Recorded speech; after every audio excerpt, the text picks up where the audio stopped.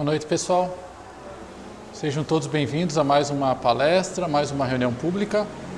Antes da gente começar a nossa conversa aqui, gostaria de relembrar a todos aí as nossas atividades da Casa Espírita, para que a gente possa usufruir, aproveitar dessas atividades e recomendar também para aquelas pessoas que a gente conhece que eventualmente necessitam de alguma ajuda, ou para aqueles que desempenham, procuram alguma atividade, executar algum trabalho no campo da assistência, da ajuda ao próximo. A Casa Espírita está sempre nos oferecendo condições para o trabalho.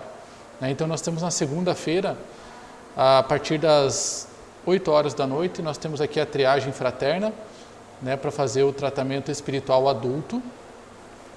A gente sempre recomenda que chegue um pouquinho antes, e ao mesmo tempo também a gente tem nesse horário, na nossa página do Facebook, a triagem, o tratamento acontecendo de maneira virtual. Nas terças-feiras nós temos a nossa reunião pública, com a palestra aqui no salão principal do Evangelho segundo o Espiritismo, o estudo continuado do Evangelho. Ali na sala ao lado é o Livro dos Espíritos, e na sala 3 nós estamos começando agora o estudo dos 4 Evangelhos, que está no segundo capítulo agora. Então, mais um convite aí, a gente está aprofundando nos estudos da doutrina espírita. Na quarta-feira, também às 8 horas, tem a continuação do tratamento espiritual. E aos sábados, nós temos pela manhã o tratamento infanto-juvenil, acontecendo a partir das 8h15 da manhã. Depois, às 10 horas da manhã, nós temos a evangelização das crianças e de jovens. Paralelo a isso, acontecendo também a aula para os pais, e também atividade lá no nosso posto de assistência, fica no bairro Bom Retiro. Claro que agora nós estamos num momento de cuidados muito profundos em relação à pandemia, então nós estamos obedecendo aí todos os decretos, tanto municipal, estadual, de respeito aos distanciamentos, das restrições à aglomeração, e também nos finais de semana a gente está evitando de fazer as atividades conforme a orientação, e assim como for melhorando as condições da pandemia, a gente vai se adaptando também e ampliando as nossas atividades. Tudo bem? Lembrando que às 6 horas da tarde nós temos os nossos cursos. Então nós já iniciamos na semana passada, sábado a gente teve a nossa aula inaugural. Próximo sábado nós teremos a primeira aula, a aula Deus. Então também fica o convite a todos, para participar, e aí convidar também amigos, familiares, para ingressar nesse curso que vai abordar desde o início, o embasamento básico assim da doutrina espírita, para nós depois aprofundarmos os nossos estudos. Então o curso Conheça o Espiritismo é um curso gratuito e disponível para todos aqueles que desejam conhecer um pouquinho mais de Espiritismo. Começa então às 6 horas da tarde, online gratuito. Tudo bem? Então, quem tiver interesse, quem está na internet agora, pode acessar ali na nossa página, tem as informações. E daí também, que tiver mais informações, no final da palestra a gente pode conversar um pouquinho. Tudo bem? Vamos fazer a oração então para iniciarmos a nossa conversa? Vamos fechar os nossos olhos, elevar o pensamento ao mais alto, mentalizar a imagem de Jesus, a companhia dos bons amigos espirituais que nos auxiliam nessa atividade de esclarecimento, agradecer a oportunidade do conhecimento, agradecer a oportunidade de começar novamente, de sermos pessoas melhores, e que através do conhecimento e das mudanças de postura, de pensamento e de atitude, possamos nos tornar espíritos em evolução, em condução a Deus. Abençoe, Senhor, a todas aquelas famílias que passam por dificuldade nesse momento, todas aquelas pessoas que estão doentes, que possam encontrar o amparo, que possam encontrar a esperança e que possam superar da melhor maneira possível. Abençoe, Senhor, este momento, e que assim seja. Muito bem. Então hoje nós estamos iniciando o capítulo 15 do nosso Evangelho segundo o Espiritismo, né, que é o livro aí que a gente faz o estudo contínuo aqui nessa sala. E aí, no capítulo anterior, capítulo 14, nós encerramos, né, que falamos bastante sobre a importância de honrar o pai e honrar a mãe, né, conversamos sobre que são dos requisitos básicos para todo aquele espírito que deseja, né, adentrar ao reino dos céus numa condição de completista. Então a gente já falou isso também no capítulo 14. E aí hoje a gente vai adentrar no capítulo 15, que vai falar então sobre a caridade. E aí o título é Fora da Caridade Não Há Salvação. E aí a gente vai explorar um pouquinho o item 1 a 3. Nesse item 1 a 3, da qual o título do que precisa o Espírito para ser salvo, né, ele é uma introdução ao que vem depois, que vai falar sobre a necessidade da caridade segundo São Paulo, vai falar também sobre fora da igreja não há salvação, fora da verdade não há salvação. Então vai fazer um esclarecimento sobre a importância, né, da prática da caridade em detrimento de apenas ter fé. Então, a continuação, nas próximas palestras, a gente vai explorar um pouquinho mais esse tema, né, falar sobre a importância de sair da parte teórica e ir para a parte prática, né, da importância disso e quanto isso é relevante para a nossa jornada.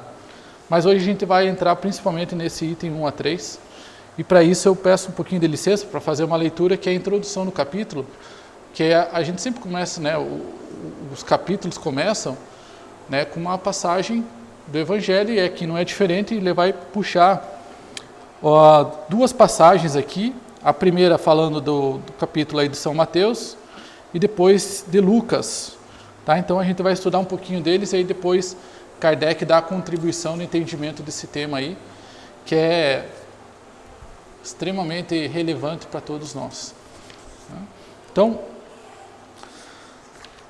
nesse primeiro item, o item 1, que está escrito aqui, eu vou ler bem rapidinho, tá? E aí depois a gente fala. O que é necessário para ser salvo? Parábola do bom samaritano. Ora, quando o Filho do Homem vier em sua majestade, acompanhando de todos os anjos, irá se sentar no trono da sua glória.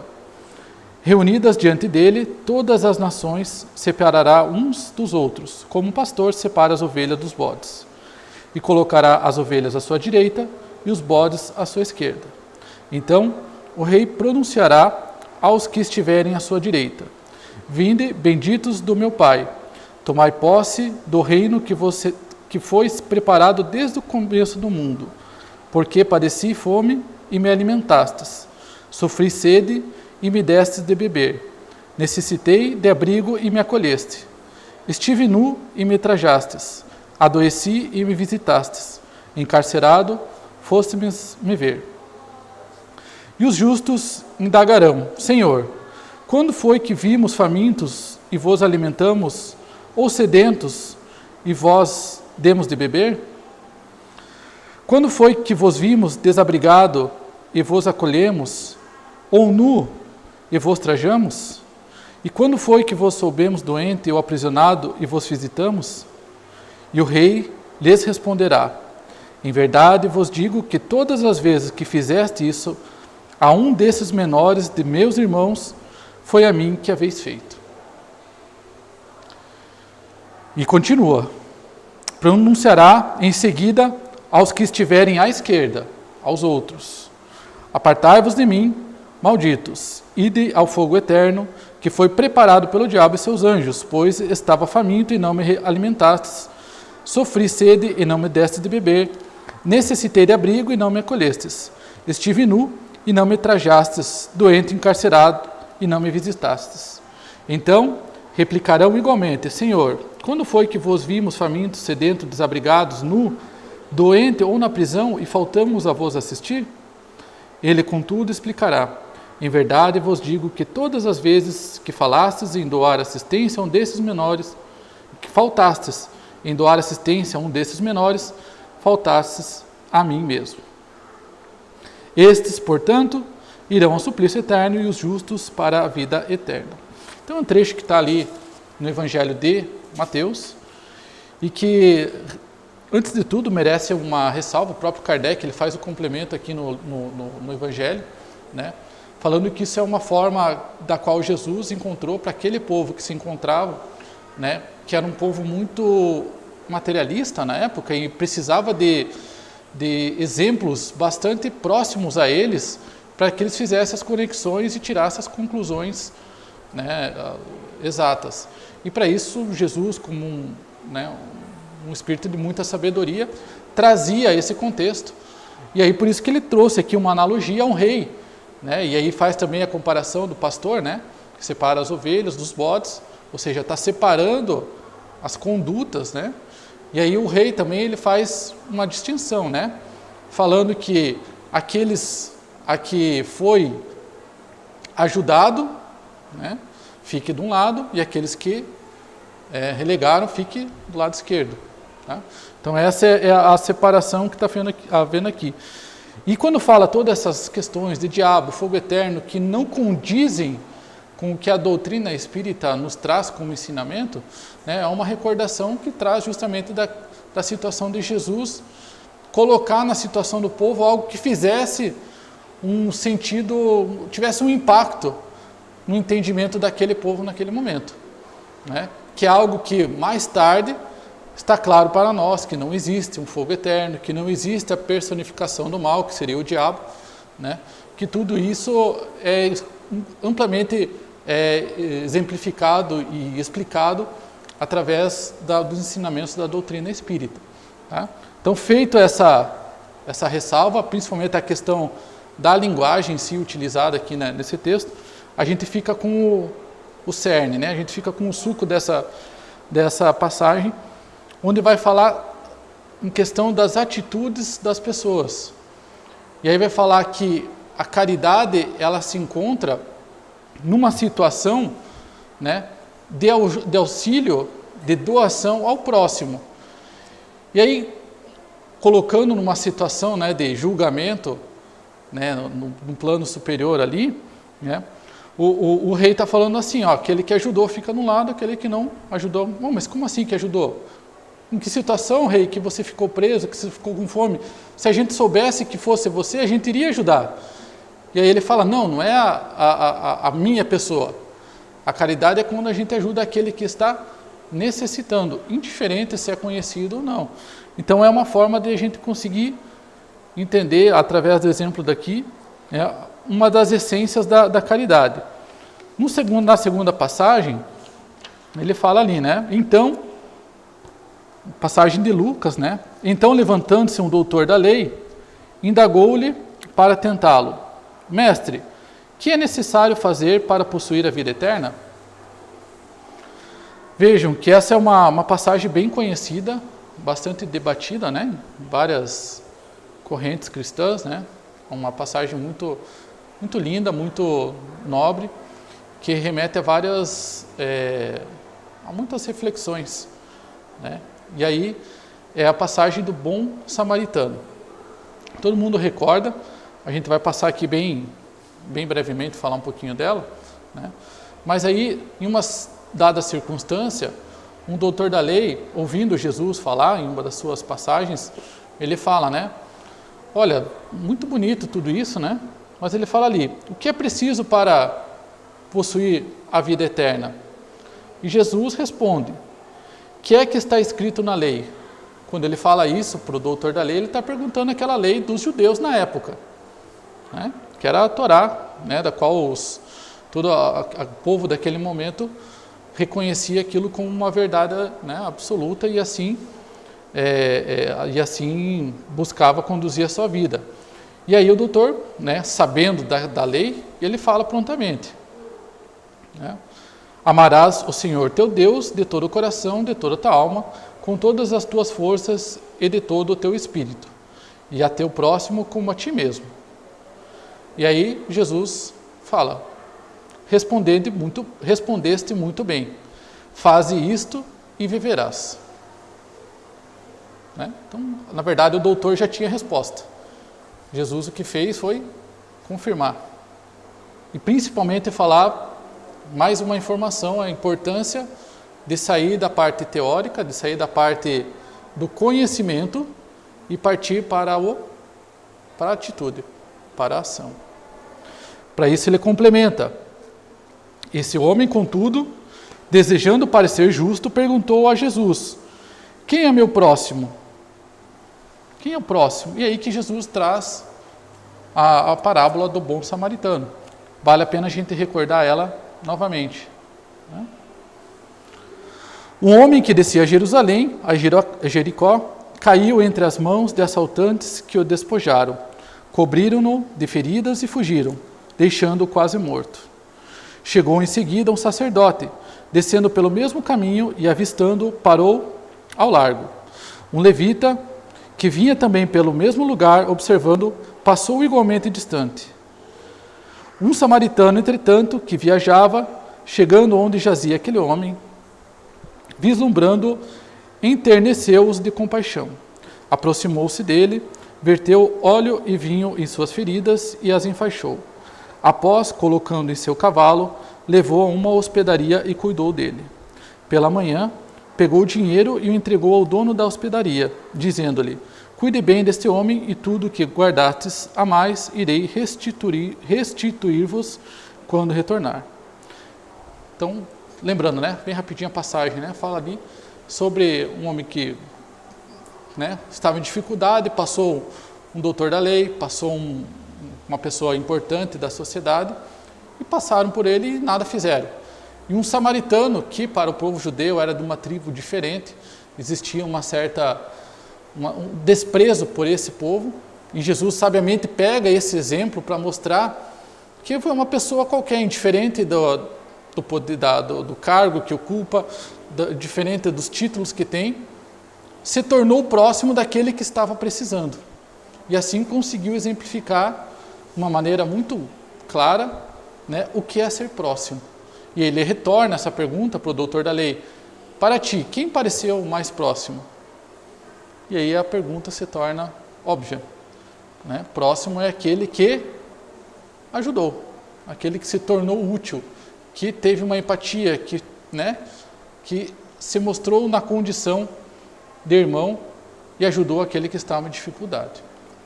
Pois bem, tendo isso, essa base evangélica, né, a gente consegue agora adentrar a outras interpretações que nos auxiliam na importância da compreensão, né, desse item 15.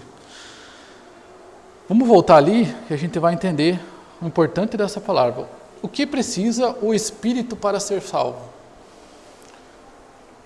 A pergunta por si só já remete a uma certa reflexão, né?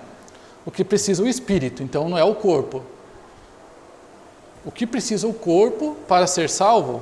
A gente sabe que o corpo não tem salvação.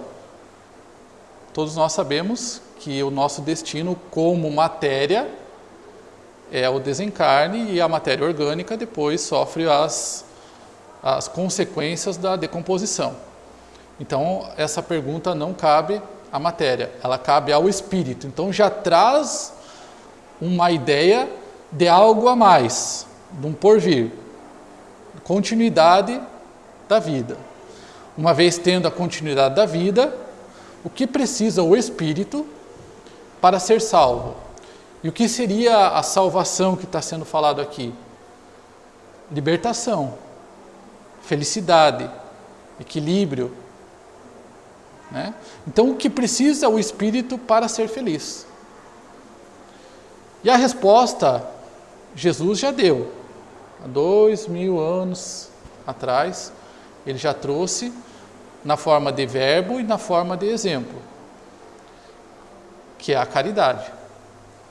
Uma vez que praticarmos a caridade, encontraremos a salvação.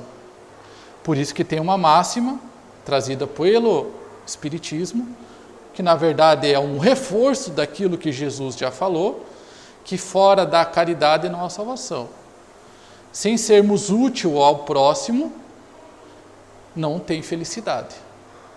Vale a pena a gente buscar para o nosso dia a dia isso, mas antes, a gente busca mais um embasamento no Livro dos Espíritos, na pergunta 886. O que é caridade?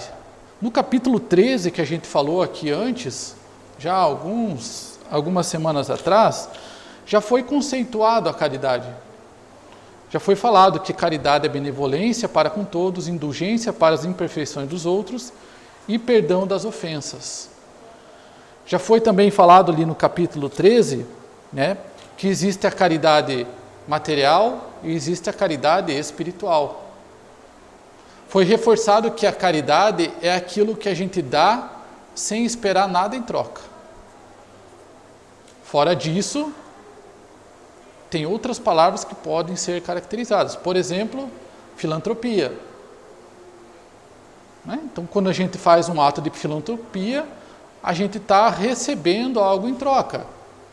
Seja em desconto de imposto, seja para que a gente tenha o nosso nome valorizado, seja para que a gente tenha algum retorno financeiro ou de imagem depois. Então, isso é uma filantropia. É algo bom? Sim, é algo bom, isso ajuda as pessoas, mas não é o que está sendo falado aqui. Não é fora da filantropia, né? Não há só, né? É fora da filantropia, não tem a salvação. Não é essa palavra que está sendo falada aqui. É a caridade. Então a caridade vai além disso. É a gente fazer algo pelo próximo que nos é caro, que é aquilo que nos custa, seja em forma de dinheiro ou coisas abstratas, por exemplo, o tempo, a inteligência. Então a gente pode ser bom para os outros, oferecendo uma ajuda material, mas também oferecendo uma ajuda de atenção, de conhecimento, né? De condução, de orientação. São várias as formas da caridade, mas para que ela seja verdadeira, é necessário que a gente não espere nada em troca. E quando fala nada em troca, não é só a troca presente. Porque normalmente a gente pensa assim, eu vou fazer a caridade para depois, quando eu desencarnar, eu ficar melhor. Uma condição melhor lá no nosso lar. Então, quando eu estou pensando dessa maneira, eu estou pensando em algo em troca, mesmo que não seja nessa vida. Então, isso também não é uma caridade. Então, a caridade é, portanto, conceito, né? Algo que a gente faz de bem para o outro sem esperar nada em troca. Ponto. Benevolência para com todos, indulgência para as imperfeições dos outros e perdão das ofensas. Estas são as características da caridade. Mas por que fora disso não há salvação? Por que fora disso nós não somos felizes? Por que será? Muitas pessoas que não possuem esse entendimento procuram nos meios materiais algo que os complete, algo que os mantenham em estado de felicidade. Alguns buscam em adquirir imóveis, adquirir bens materiais, em conquistar status, em ser pessoas poderosas, ou seja, buscam nas coisas terrenas aquilo que as complete. E a gente basta observarmos de uma maneira bem simples que esse não é o resultado. Pois vemos pessoas poderosas, pessoas ricas, pessoas famosas que não são felizes. Então, uma simples observação já nos basta para entender que esse não é o caminho da felicidade. Até porque, uma vez tendo a compreensão do Espiritismo, a gente sabe que a riqueza riqueza material fica na matéria, fica aqui, né? Então, isso é uma coisa já superada para quem já está adentrando ao estudo do Espiritismo. Mas mesmo assim, vamos lá. Por que a caridade? Uma das respostas a gente encontra no Livro dos Espíritos. Na pergunta 333, os Espíritos respondem para nós que cedo ou tarde,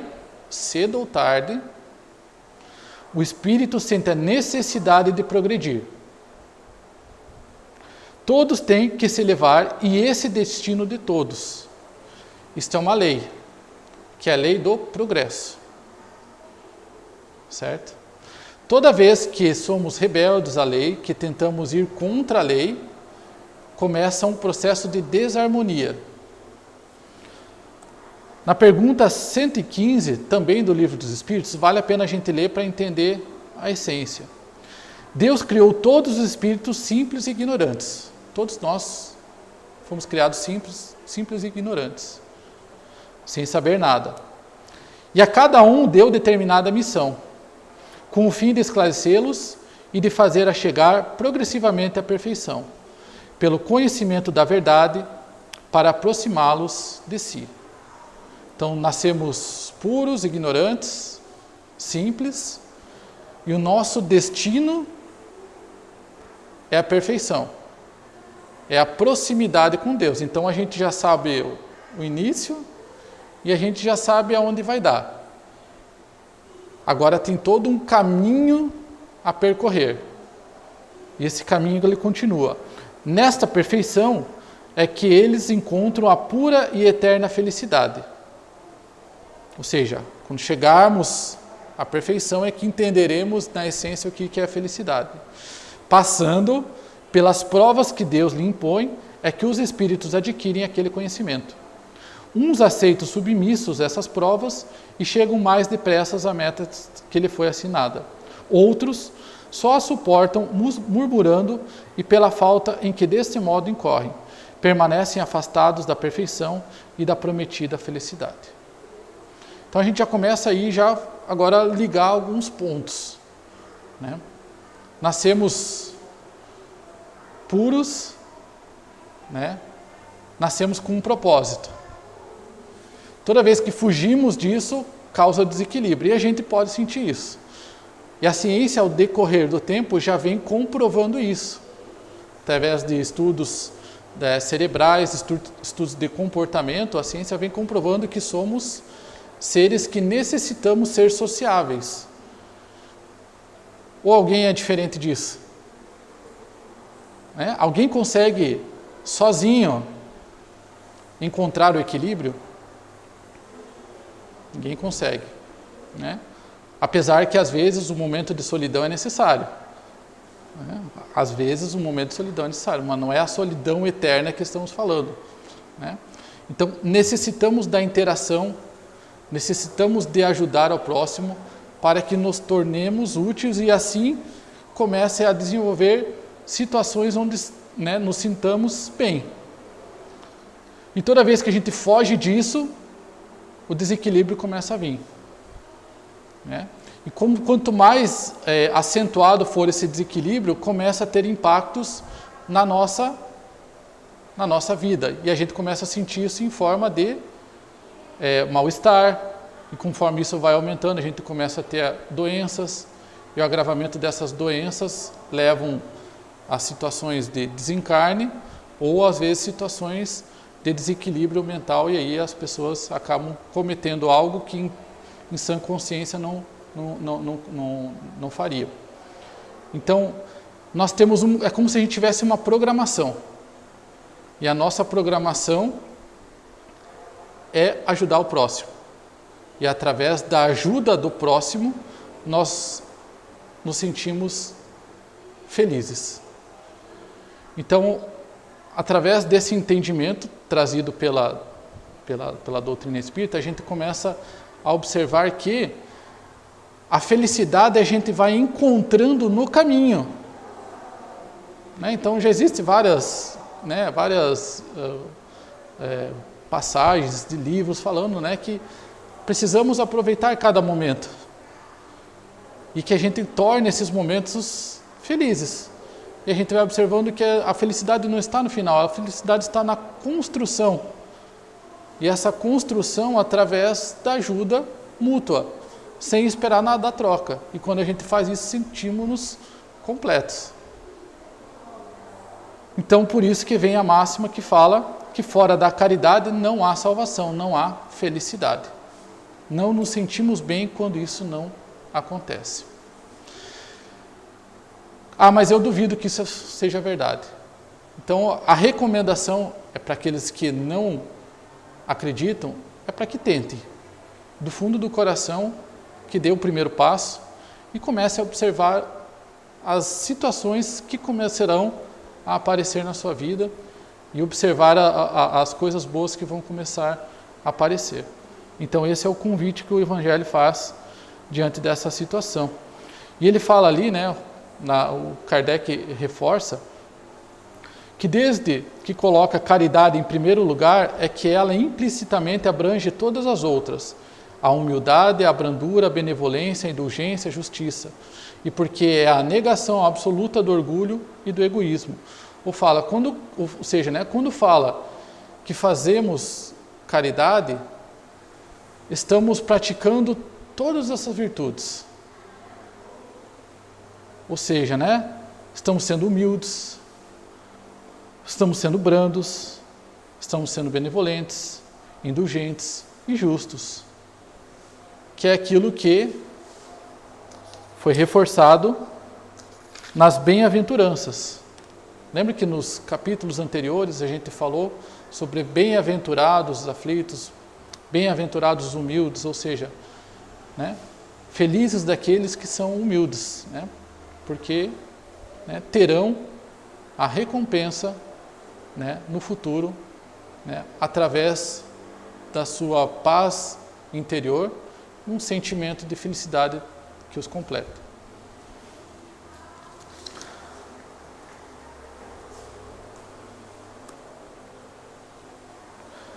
No livro Caridade, Emmanuel faz uma importante ressalva sobre a transformação que a caridade tem que fazer dentro de nós. Ele fala: antes de pretendermos o ingresso no mundo dos venturosos e redimidos, antes que a gente queira pertencer aos mundos superiores, salvemos o chão em que nos firmamos. Vamos observar o hoje. Vamos olhar a situação em que estamos inseridos, construindo o mundo mais feliz de amanhã, pela melhoria de nós mesmos. Então, a vontade de fazer um mundo melhor, ela é importante. Mas a gente não pode esquecer que o início é dentro de nós. Com a compreensão dessas máximas, com a observação dos nossos comportamentos, das nossas atitudes, dos nossos pensamentos, para que isso comece a se tornar um hábito, para que aquelas situações de prática de caridade passem a ser um hábito, e que a gente sempre tenha em mente que é algo que precisa ser constante. Não é eu faço caridade uma vez e já está tudo certo. Não. É algo que eu vou começar a fazer e não tenho prazo para terminar. É eterno. É uma condição eterna. Ou seja, quanto, né, mais cedo a gente começar, melhor. E quanto, né, mais livre das amarras do plano terrestre a gente se libertar, melhor. Quais são essas amarras? A vaidade, o orgulho, os preconceitos, né, as ilusões que a gente tem daquilo que nos leva numa condição de felicidade. Então, são reflexões internas que cada um precisa fazer. Será que o tempo que eu estou dedicando, as 24 horas do meu dia, eu estou nesse objetivo?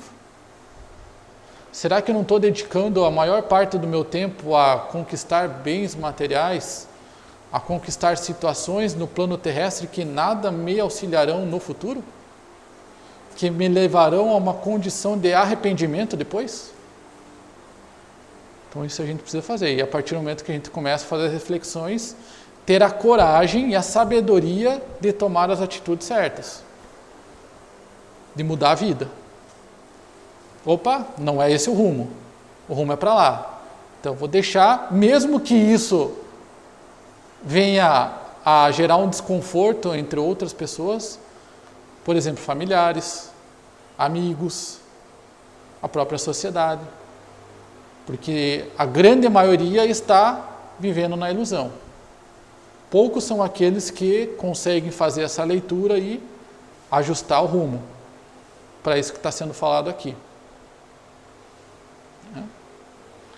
Porque observemos o contexto, né, que a gente está inserido. O que somos induzidos a todo momento leva a essa condição? Não, né? Não nos leva. Nos leva ao consumismo, nos levam ao imediatismo, nos levam a uma situação que a gente tem que correr e nem sabe às vezes o que está buscando. Então, essa recomendação do Emmanuel, ela é importantíssima. Não vale contemplar sem agir, nem sonhar sem fazer. Então não vale nada a gente olhar, entender e não sair para a ação. É praticamente como se tivesse a mesma situação, né? Então, o conhecimento, a reflexão é a parte da transformação, mas a mudança vem quando inicia-se a ação. E os resultados começam a vir também quando a ação sai da cabeça e parte para a prática. Legal? Pessoal, era isso. Alguma dúvida? Algum esclarecimento? Alguma opinião sobre o tema? Tudo bem? Então, meus irmãos, nesse instante nós vamos dar início ao passe coletivo. Então eu peço que todos se sentem de forma confortável, descruzem os braços e as pernas. E vamos fechar os nossos olhos e nos lembrarmos da imagem de Jesus. Jesus nos prometeu que onde estiverem reunidas 2 ou mais pessoas, Ele aí estaria. Então Jesus está conosco. Tranquilizemos o coração, respiremos calmamente, oremos com fé. Divino amigo Jesus, temos certeza de Sua presença entre nós. Abençoa-nos, Senhor, nesse instante, iluminando os nossos pensamentos, a fim de que possamos estar em harmonia com o universo e com a presença amorosa de Deus, nosso Pai. Sê conosco, Senhor, hoje e sempre, que assim seja. Meus irmãos, mentalizemos nesse instante uma cachoeira de águas limpas e cristalinas, vindas do amor de Deus, nos banhando. Derramam-se em nossas cabeças, descem pelos ombros, banham todo o nosso ser, nos trazem paz, serenidade, equilíbrio, limpam todas as impurezas, pacificam nosso ser. Sintamos estas águas nos banhando, nos limpando. Graças a Deus. Meus irmãos, mentalizemos o sol, irradiando luz que penetra suavemente em nosso corpo, raios que renovam nossa alma. Mentalizemos Jesus como sol diante de nós. Sua luz, seu calor nos envolvem. Sintamos as energias de cura que emanam de Jesus em nossa direção. Ele ouve as nossas preces. Confiemos no Senhor. Seu amor é infinito e nos acompanha, nos protege, nos oferece tudo o que necessitamos. Confiemos em Jesus. Ouçamos sua voz amiga. Não vos deixareis órfãos. Graças a Deus, Senhor Jesus, agradecemos, amigo querido, pelas energias salutares desta noite. Conserva-nos, Senhor, na tua paz. Abençoa o nosso retorno aos lares. Guarda-nos contigo, Senhor Jesus. E em seu nome, Mestre querido, nós pedimos a tua autorização para encerrarmos os trabalhos desta noite. Graças a Deus. Que Deus seja louvado.